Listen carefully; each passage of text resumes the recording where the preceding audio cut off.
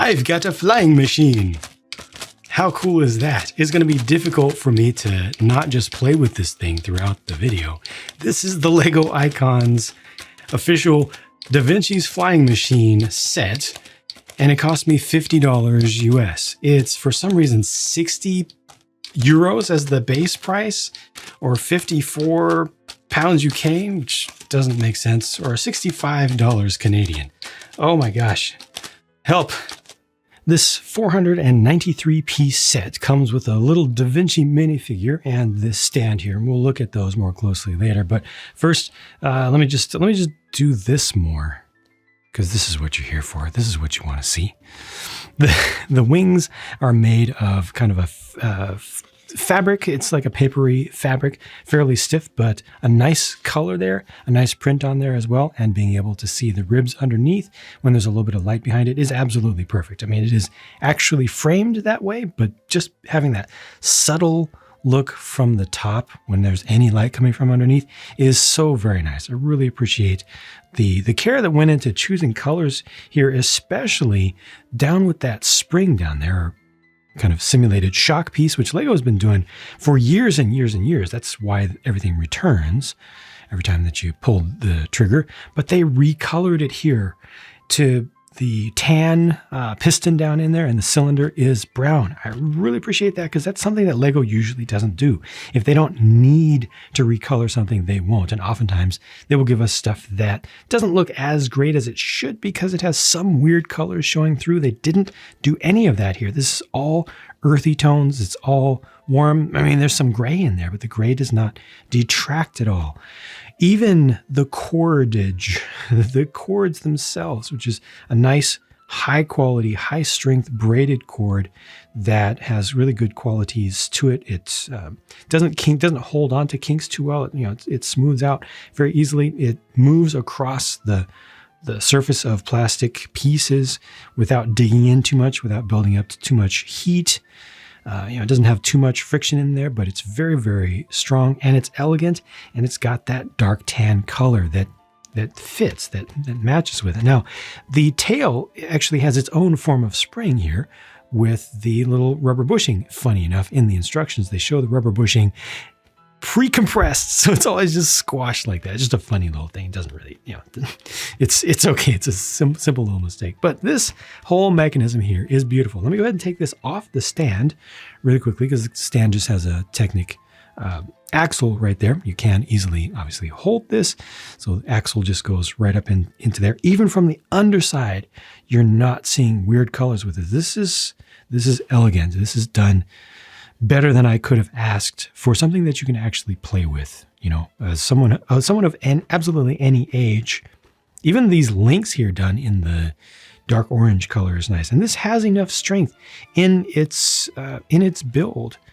The worst thing about this is just that it is not figure compatible, and it doesn't look entirely realistic because it's designed for us humans to use it. And I could see that in the initial pictures, and I was fine with it then. I'm more fine with it now, because this is absolutely everything. Even the sound and the feel of the air as it moves about.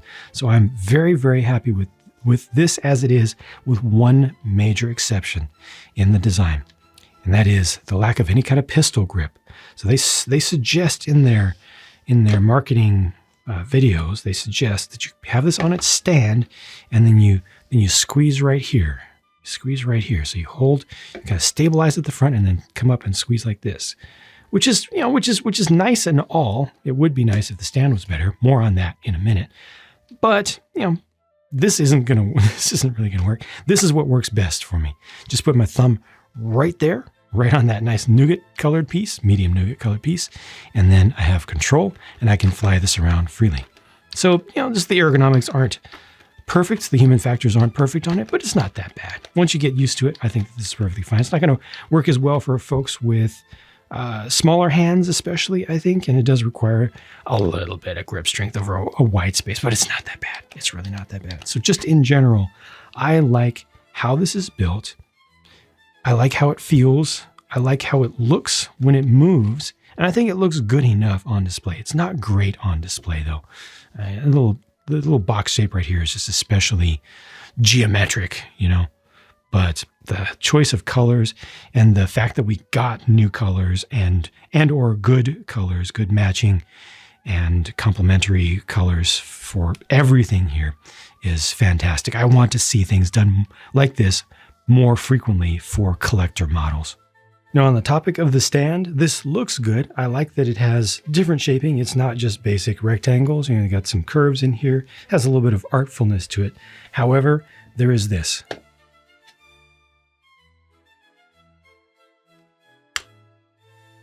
Anytime you have the flyer on there, which doesn't have to be straight forward and back, it can be tilted to the side as well. But as soon as you put any pressure on it, it just starts to break open. Now, I have not had this separate completely and fall off yet. And also the flyer itself is not that heavy.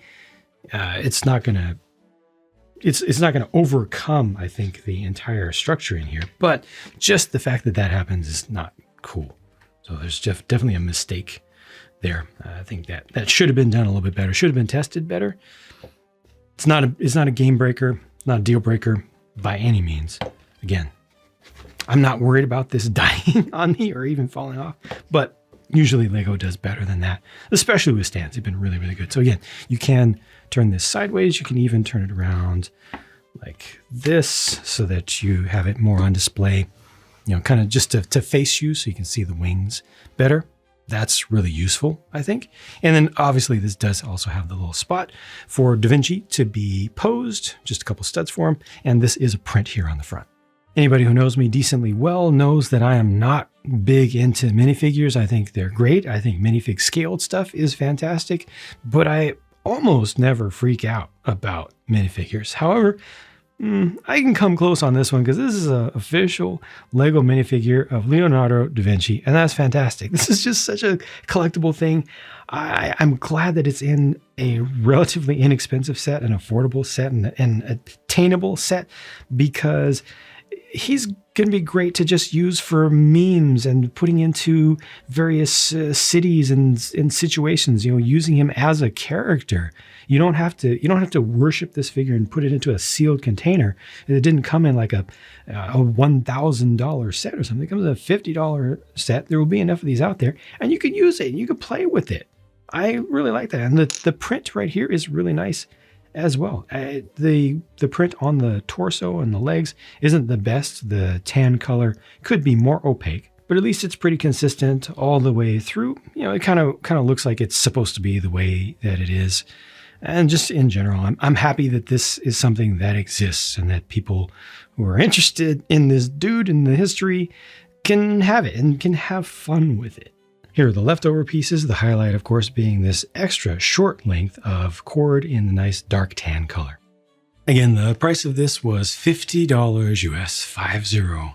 I don't understand the 60 euros base price for it. Of course, if you're able to get it not from Lego directly in the Eurozone, many places you're able to get day one discounts, which the rest of the world usually does not ever see. It's a completely odd concept to us, but y'all need it over in the Eurozone because 60 is a lot more and doesn't make sense. They don't usually do that anymore. £54 UK also, or $65 Canadian, which is a fair price. It's 45 US. But the overall value here is great just because so much care was put into this. So much care. It looks good, even if it's not the most realistic. I can see a figure piloting that sort of deal. It's right for us huge figures to get our hands on it and to literally play with it, whether it's on the little stand here, just flapping the wings a little bit, or if it's taking it off and really properly flying it around. Now, it is too bad that the stand does have that issue right there, but I mean, this though, this is just so cool. And I do really appreciate being able to turn it around on the stand.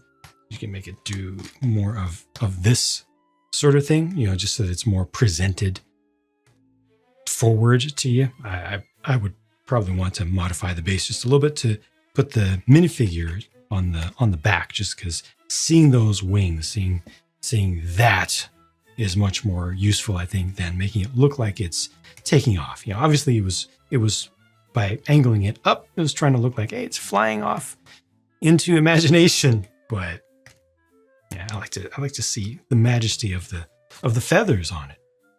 But I'm just really, really happy. I'm glad that this exists. And it's done very nicely. I think the price is reasonable on it. Could it be cheaper? Realistically, probably not these days. I mean, it can be cheaper, but you know, for amounts of profit margins that they want and everything, nah, $50 for something of this size is really not bad, especially from Lego these days. Yeah, no complaints. Pretty good durability. You can mess it up if you go crazy with it, but it's easy to repair if you do pop something off, accidentally. I'm just generally happy with it. And this isn't even really my sort of thing at all. It hasn't been since I was a small child, but